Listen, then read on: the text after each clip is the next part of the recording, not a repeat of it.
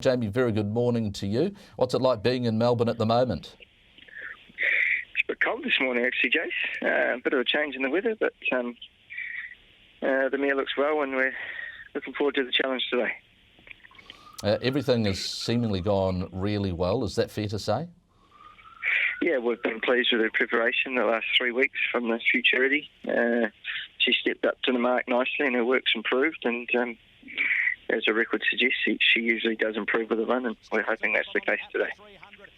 How much confidence do you get, given the thoughts of Opie Bosson when he sat on her on Tuesday, given a really decent third, freshened, I suppose, at Caulfield? Yeah, I love it when he starts talking like that because he doesn't often say a lot. So when he says he's happy with them, they're usually not far away.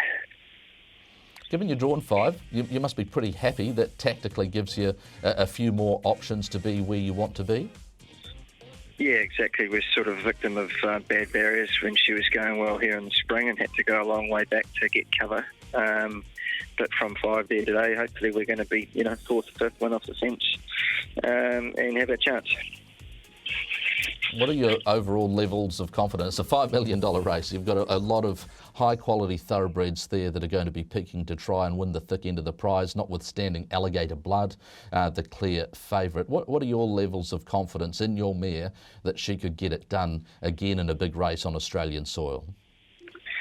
She's going to run very well. It's nowhere near over the line. It's a good quality field and a lot of respect around Alligator Blood, Superstorm and a few of these others. So we think she's a really genuine each-way chance, and I think she's well capable of running top 3 or 4. An hour and a half or so before Melody Belle will be Probabeel lining up at Rose Hill, and she is going to be amongst the favourites with Funstar there. And what can you tell us about how she came out of her Group 1 victory last start? Yeah, she hasn't put a foot wrong, Joe. She's straightforward filly, very sound, eats well, and she's had a good 2 weeks. The guys have certainly been happy with her, and her work's been the same as it was leading into the surround. And with 5 weeks between runs into that surround, she has tightened up a little bit and looks in really good order. We're just seeing her in the surround go past Funstar. Now they meet in the far lap, and Funstar $1.80. Probabeel is at $2.10. Look, a lot's been made about the fact that Funstar was fresh up and she will be a better horse, but you yourself has touched on the fact that Probabeel also, you've seen some improvement in her? Yeah, we have. I think she's, as I say, tightened up nicely, and 5 weeks between runs into that Group 1 there the other day, she should improve a little bit further, and she needs to, because Funstar will improve a lot. It's sort of well noted that Wallace horses always improve as they get a bit deeper into their preparation, and a little bit of easing in the track there is going to help Funstar as well. Any particular thing that you'll be telling Kieran McAvoy about Probabeel? Obviously, in watching her tapes, it's pretty quick to ascertain the flat spot that she can hit at certain times. Anything that you'll be telling him specifically? No, he's a world-class rider, and he knows her well, having ridden her in the T-Rose and the Flight Stakes in the spring. So he'll do a very good job for us. Okay, also in that race is Quick Thinker for Murray Baker and Andrew Forsman. Let's switch our focus to the 2 domestic meetings, and Te Akau Caliburn competes in the Lincoln Farms New Zealand St Ledger. Glory Days is $3.50, Sergeant Blast is $3.80. Te Akau Caliburn is now $5.50 in the early tote favourite at $3.50. What do you put that performance last start down to? Simply the track?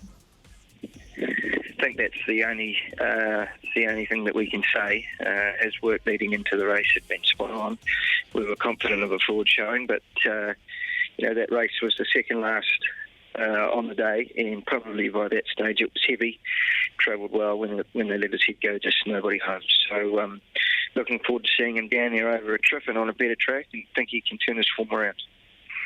Obviously all the indications he's given you in his work have been tick, tick, tick. yeah, he hasn't put a foot out of place. He's always been a good workhorse. He worked him up a couple of times with Dragon Leap leading into the Avondale Guineas and races like that, and he was able to keep up with him. So he's quite a capable galloper. Just got to take him on trust a little bit that he can turn his form around back on good ground. From Barrier 3, what will you be wanting to see from him during the running of the St Ledger? Just said to Danielle to put him to sleep just in behind them. Hopefully he's sort of third or fourth there. Doesn't have to spend a penny, and nice running down that long straight there at Trentham. You go into the Wellington Guineas, brought to you by carfinance.co.nz, three-handed, with Star of Bombay $3.60, Lilikoi at 10 and Exaltation into 14. Star of Bombay has been very well backed. Lilikoi's just drifted a fraction. Exaltation has trimmed up. Firstly, about Star of Bombay, what sort of impression did you get from her when she was able to do the job at Ellerslie? I thought it was a really tough effort from her. We hadn't had a great week with her. She felt her foot a little bit. Testament to her character and toughness that she was able to get to the race and perform well. So she's a really nice filly. Her record suggests that she's well above average, and she'll give another good account of herself there today. Tactically, is she the horse out of your three that has a few more strings to her bow in terms of finding a position early? Well, she's got a bit of barrier than the other couple, and has tactical speed from the barrier. So it doesn't look to be a lot of pace in that race. She'll be positioning up in the first four and should get her chance. What can you tell us about Lilikoi and where she's at with that little freshen up and trial? Yeah, she's fresh and well. I quite enjoy a little freshen up off a staying run and a little quiet trial there to bring her on. It seemed to work well for Savion Blanc last week, so let's hope Lilikoi can sort of do the same this week off a freshen, but she's in good shape. A little bit tricky from the barrier with her. Just sort of have to see how she jumps. If she jumps well, probably sneaks forward a little bit. If she's touched slow away like she was at the trials, probably just go back and ride her for a bit of luck. She's got an explosive turn of foot for about 200 metres, and if Danielle can be in the right spot to take advantage of that, she's going to be right there when the whips are cracking. Exaltation, how far away do you expect her to be, and how far away do you think she is on ability from Star of Bombay and Lilikoi? Well, those first two fillies are both stakes winners, and I think this filly at some stage in her career will be. Been very impressed with her. Her last start was terrific. Come from, the clouds really, and it didn't look like she was going to get there, and she was able to get over the line. Again, when Opie starts talking highly about these horses, you sort of sit up and take note, and he's full of praise for this girl. So, look, she's having her third start in a Group 2, which isn't really what we like to do with them. We'd probably like to have given her another run in a 3-year-old race or something like that, but just getting to the end of the season and trying to get a nice black type race into her, this suited her. She'll go back off that barrier. Chris knows her well, having won on her at Riccarton, and she's really going to be finding the line late. It's just whether she's up to this class at this stage. So in addition to Melody Belle at Caulfield and Probabeel at Rose Hill, you've got runners at Tauranga including Griffin, Luminous, Equinox, Phantom, Witness and Your Welcome. Out of your New Zealand runners, which do you think is the best winning chance today? I quite like Phantom Witness. He's a progressive horse. He's 2 from 2.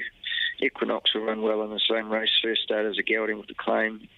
And a couple of those other ones there sort of need to step up to the mark, but hopefully they can.